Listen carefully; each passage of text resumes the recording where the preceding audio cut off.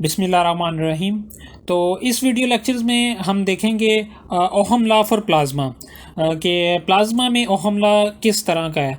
तो ऑर्डनरी जो microscopic form है ओहम लॉ की वो हमारे पास ये है J equals to sigma into E. तो ये सिग्मा हमारे पास कंडक्टिविटी होती है और हमारे पास ई इलेक्ट्रिक फील्ड है और J करंट डेंसिटी।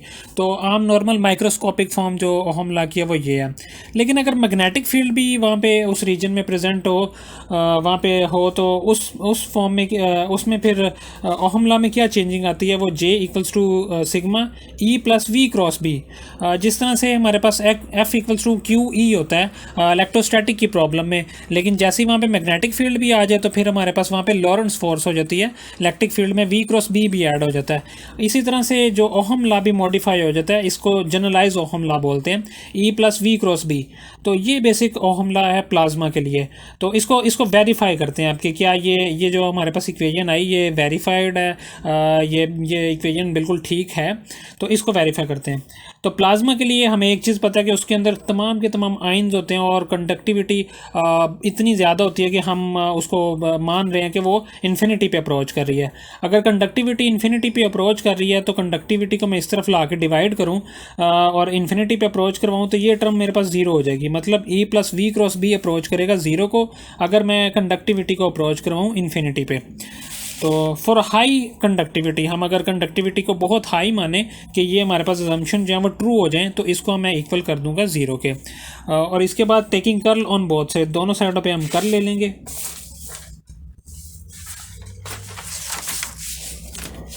कर्ल लेने से हमारे पास ये चीज़ आ जाएगी। कर्ल को अगर हम अलग अलग कर दें तो फिर ये आ जाएगा। और यहाँ पे हम यूज़ करेंगे मैक्सवेल की एक इक्वेशन, कर्ल ऑफ ई बराबर है minus partial B over partial T. ये मैक्सवेल की जो फॉर इक्वेशन है उसमें से ये इक्वेशन है। तो इसको कर्ल ऑफ ई की जगह पे पुट कर दिया तो हमारे पास ये आ गया। इस टर्म को, नेगेटिव वाली टर्म को दूसरी तरफ ले गए तो वो पॉजिटिव हो गई। और इंटीग्रेट कर दिया हमने ओवर होल सरफेस। हमने जो हमारे पास सरफेस है पूरी जो हमने मानी थी पिछले लेक्चर में, उसके ऊपर हमने उसको इंटीग्रेट कर दिया।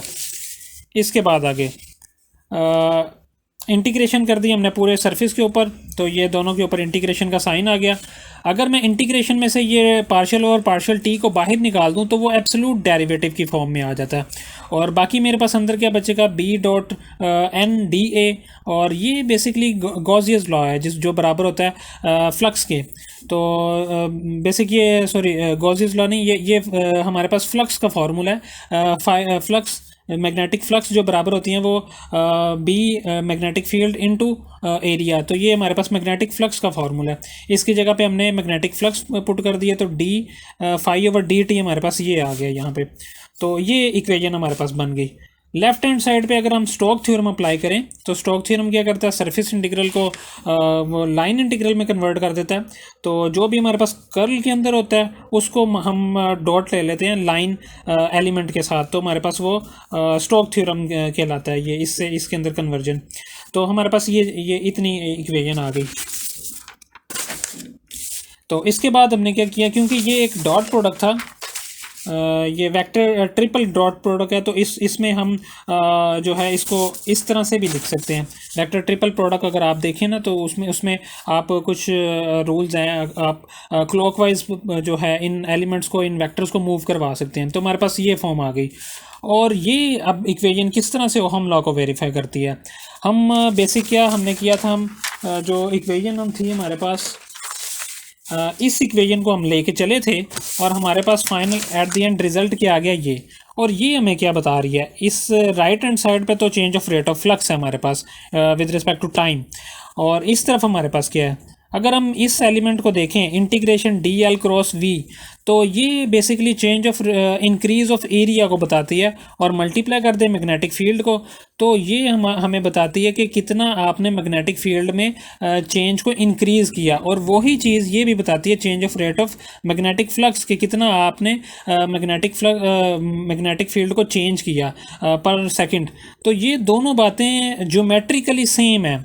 तो ये इन दोनों का सेम आना ये वेरीफाई करता है जो हमने अजम्पशन ली थी इसको, और ये प्रूव करता है कि ये जो हमने ओहम लॉ शुरू में देखा था ये ओहम लॉ वैलिड है प्लाज्मा के लिए।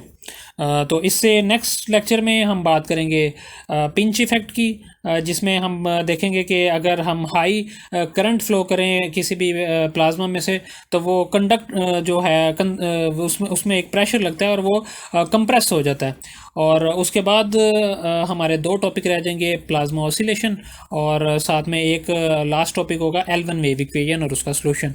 और फिर इंशाल्लाह हमारी ये कंप्लीट हो जाएगी और 3 वीडियो लेक्चर्स इसके बाद होंगे और इंशाल्लाह हमारी जो ये प्लाज्मा वाला पार्ट है, प्लाज्मा फिज़िक्स, ये कंप्लीट हो जाएगा।